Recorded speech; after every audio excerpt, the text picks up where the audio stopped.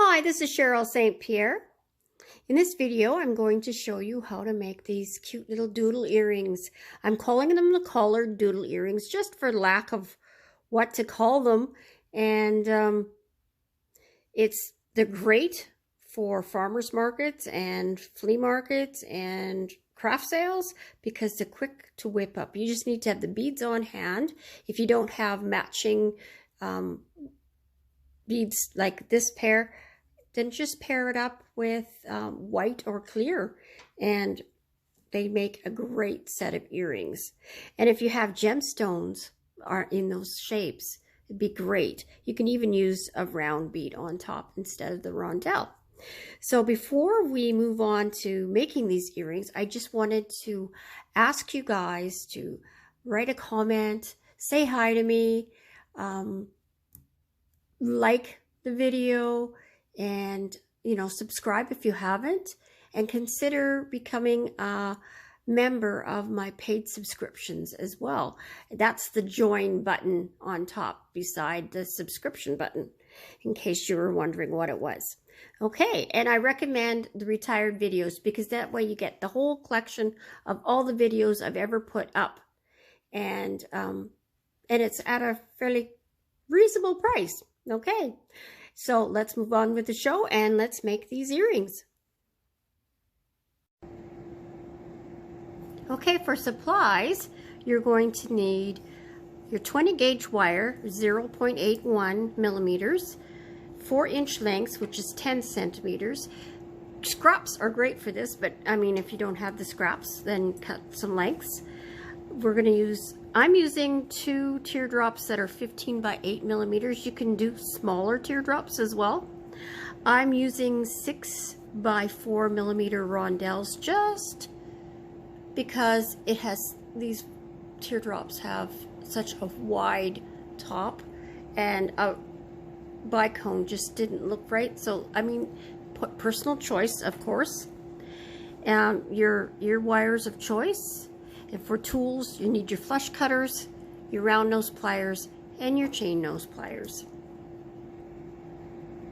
Okay, so the first thing I want you to do is take your 4-inch, 10 centimeter pieces of 20 gauge wire, 0.81 millimeters, and your round nose pliers, and make eye head pins. And it's just simple, just making your favorite size loop. Make sure they're the same size, so that your earrings are the same height. So I always use my favorite size of loop I use for earrings. You will have your own preference. First you're making a P-loop, like that, or a 9 loop, but it's called a P-loop.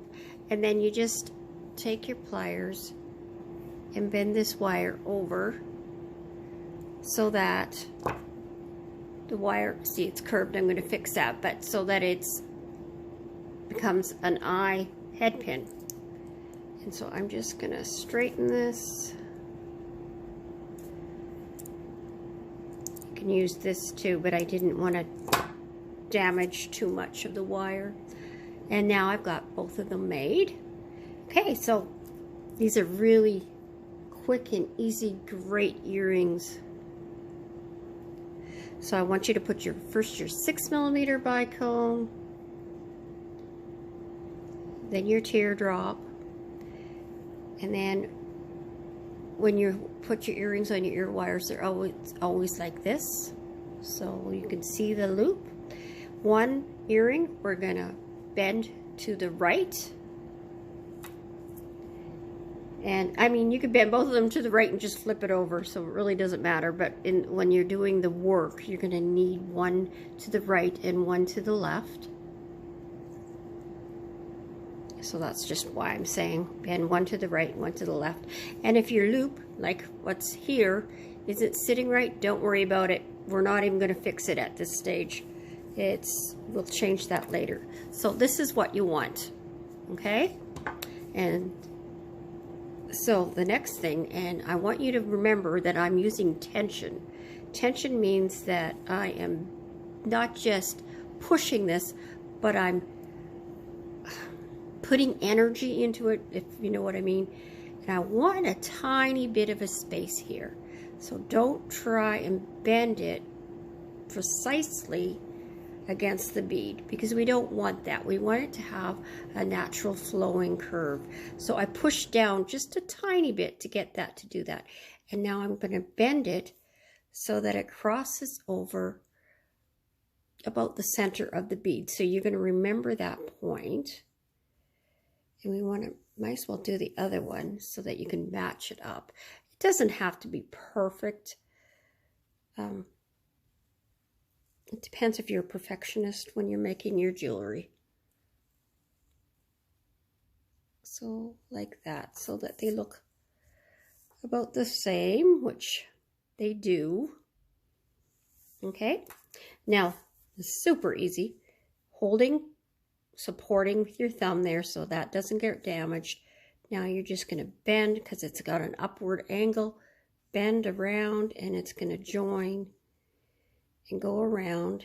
It's going to give a collar, and then we're going to want to snip it so it joins right there. So I'm going to pull this back a little bit just so I can snip it, and you got to guesstimate where it's going to touch, and sometimes you have to snip off more than what you think you have to. So I guess there, it's a little bit shorter, and I probably will need to do it a little bit more. Now I'm going to just crimp this in. And sometimes there's a space right here.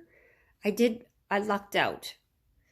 It could be a tiny bit shorter because it's going above there, but I mean, it's not, because of the space, it's not really catching on anything.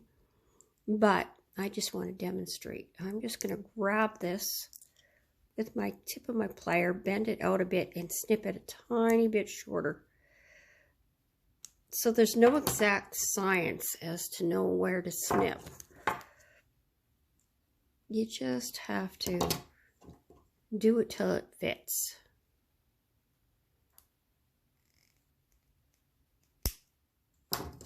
Okay, see, now it looks really short. But when I crimp it in, it's going to be just right. See? And that one is done. So now this is the front. I'm just going to make sure we align our loop there. And I want to close this loop a little bit tighter. That's done. And now we're going to do exactly the same thing, but we're just coming from the other direction, but it's the exact same process. So I'm holding my thumb there, going up and around.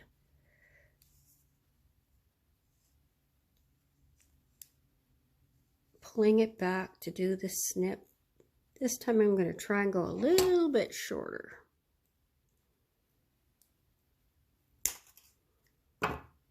That flew on me. Not good, but I don't have anybody else in the room. And it worked out well. Okay, now this is the front. This is really off, so I'm just holding it with the front.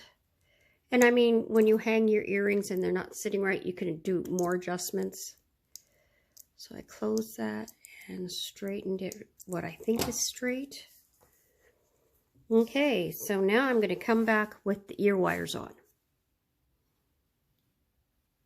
Okay, so the ear wires are on, and so now I'm just checking when I hang them, and you can't see this because you're above, but it's sitting quite nicely. But the best way to check these is to compare by having them both sitting, and mine are good, but one might need adjusting, and all you would do is, hey, this is the front, I gotta move this straight just to adjust it, and then just keep doing it until it's done. After a while, you'll get really good at this. This is definitely a wonderful project for beginners, but you know what? It's just an all-around cool pair of earrings that don't take a lot of work. So thank you for joining me in this video. God bless, and we will see you in the next one. Bye for now.